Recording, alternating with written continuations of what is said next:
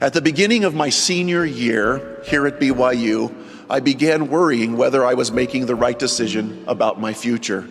One day in the fall, Lisa asked me if there was anyone who could possibly help me that I hadn't already talked with. Without a moment's hesitation, I said yes. If I could only talk to the president of BYU, who was then Jeffrey R. Holland, that would clear everything up. Several weeks prior to my graduation, I attended my senior capstone class. As I prepared to leave the building after class, I noticed there was a crowd that was gathering at the west doors. So I worked my way to the front of the doors and discovered the reason no one was leaving was because it was a complete downpour. I put a Daily Universe over my head and I started running through the parking lot. The newspaper turned to a pulpy mush and I was soaked almost immediately. I was truly in a blue mood and felt very down. So I walked very slowly. As I walked past the Brimhall building, I heard someone yell out, "You need this more than I do." And I looked across the street, and there was President Holland holding up an umbrella. And he responded by opening the rear passenger door of his car and offering me a ride home. Sister Holland, who was already in the car, greeted me as President Holland got into the driver's seat. "Where can I take you?" President Holland asked as he looked at me through the rear view mirror. My wife and I were managing apartments south of campus at the time, and I kind of hesitated in telling him where I lived because I didn't think he would be very impressed. But with the president of the university looking at me in the eye, I confessed the name of the complex. And President and Sister Holland chuckled and said, "Pat and I managed those apartments when we were undergraduates at BYU." I was stunned.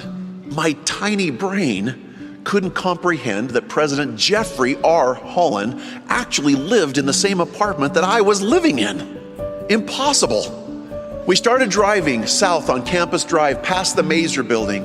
As I sat in this car, I suddenly realized that 7 months previous, I told my wife that if I could only talk to President Holland, then I was confident I could receive helpful direction. And here I was sitting in a car with him. I mustered my courage and I asked, "President Holland, have you ever been so discouraged that you didn't know if things would ever work out?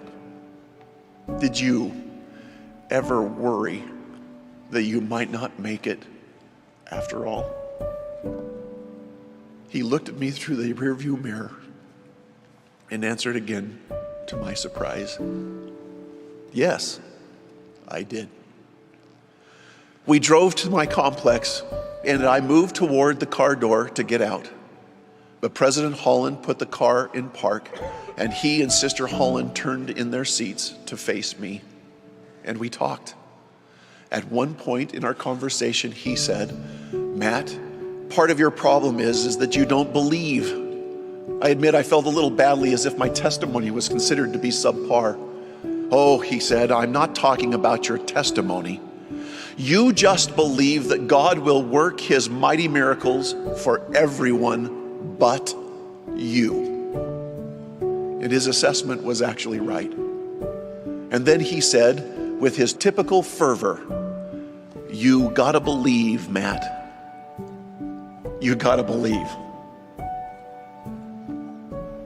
He then offered some more sound counsel, heaps of encouragement, and I got out of the car. I stood and waved until they were out of sight.